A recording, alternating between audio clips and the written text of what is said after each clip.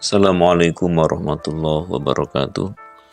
Hamidalillah wassalin ala rasulillah sallallahu alaihi wasallam.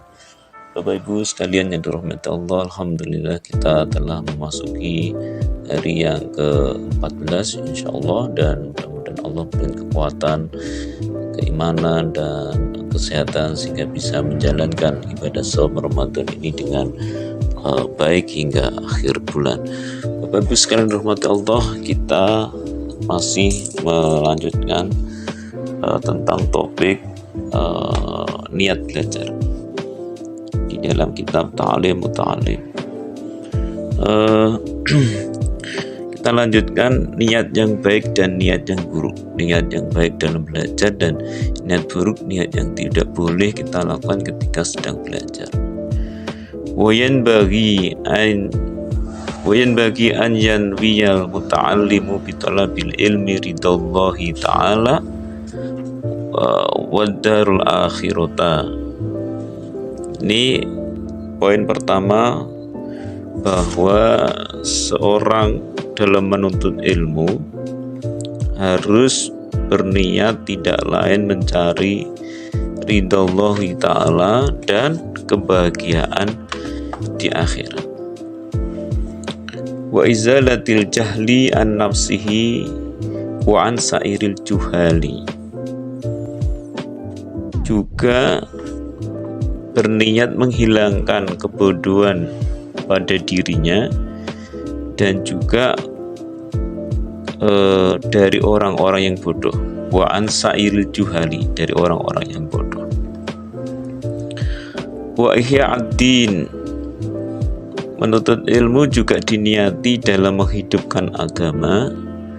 Wa ibqa al-islami, dan melestarikan Islam. Fa inna baqa al-islami bil ilmi, karena sungguhnya kelestarian Islam atau keberlangsungan Islam itu bil ilmi, dengan ilmu. Wala yasihhu zuhdu wa taqwa ma'al jahli, dan tidak mungkin mendapatkan posisi zuhud dan takwa dengan kebodohan. Jadi kalau ingin zuhud yang sebenarnya, takwa yang sebenarnya, justru dengan ilmu. Bapak-Ibu sekalian, inilah niat belajar. Niat belajar yang seharusnya dimiliki seorang pelajar yang dinyatakan di dalam Ta'lim Muta'allim. Jadi yang pertama, seorang pelajar yang sedang belajar harus diniati mencari ridha Allah dan kebahagiaan di akhirat. Yang kedua, belajar juga dalam rangka menghilangkan kebodohan pada dirinya dan dari orang-orang yang bodoh, ya. Kemudian yang ketiga, wa ihya'ad-din, jadi menghidupkan agama. Jadi dengan belajar itu dia ingin termasuk bagian orang-orang yang membuat agama ini hidup, karena agama hidup dengan ilmu.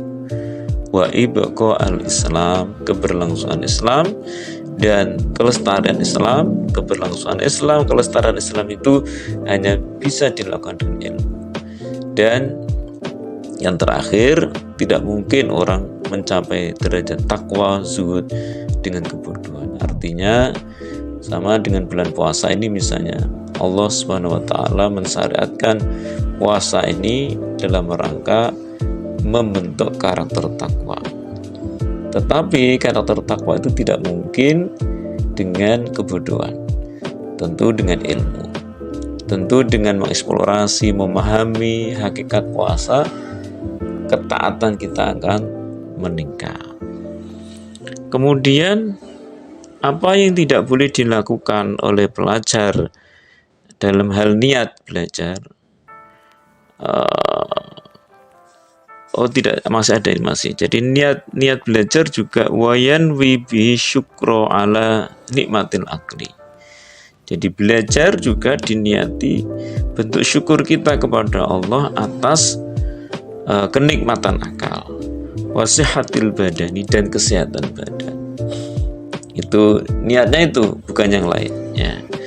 Yang tidak boleh walayan walayan wibil akbalan nasi, Tidak boleh diniati belajar itu ingin mencari pengaruh yang membuat orang-orang berpaling kepadanya.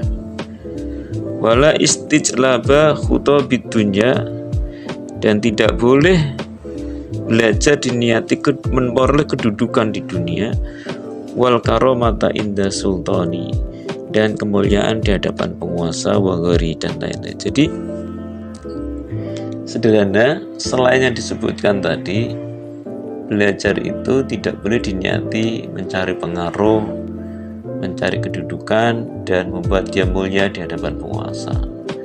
Kalau niatnya yang atas tadi, posisi kita itu insya Allah tidak akan jauh dari ilmu. Sekalipun kita bergeser, ilmu kita masih dimanfaatkan.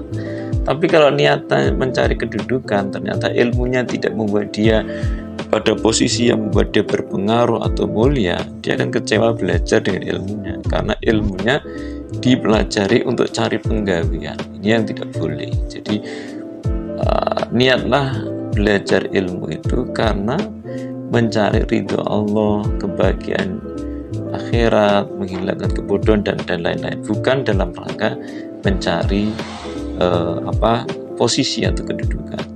Karena banyak orang yang mempelajari ilmu dengan menghitung matematika. Dia belajar ilmu X karena dia ingin mencari posisi dengan ilmunya tadi. Begitu dia nggak ketemu, dia akan kecewa, merasa ilmunya tidak berguna.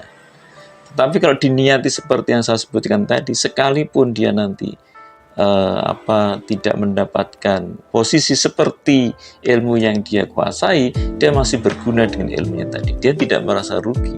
Toh karena ilmu tadi diniati karena tadi mencari itu Allah, menghilangkan kebodohan, menghidupkan agama kebenaran Islam, dengan ilmu itu masih up to date. Apalagi kita bisa menyaksikannya, banyak orang yang mendalami ilmu, lalu ilmu pekerjaan yang dikerjakan tidak nyambung secara saklek dengan ilmunya. Jadi ada dulu cerita seorang teman yang kuliah di teknik nuklir tapi jadi guru fisika, dan kuliah itu lebih angel tinimbang sekedar jadi guru. Kalau dia diniati begitu, ya dia akan kecewa, merasa ilmunya nggak ada gunanya. Tapi kalau belajarnya dulu diniati seperti tadi, semua ilmu yang dipelajari pasti ada gunanya. Jadi itu Bapak-Ibu sekalian, untuk para pelajar, bagaimana kita memperbaiki niat seperti yang disebutkan di dalam taklim muta'alim. Demikian, mudah-mudahan ada manfaatnya yang bisa kita kaji dari kitab ini. Bila taufiq wal hidayah. Assalamualaikum warahmatullahi wabarakatuh.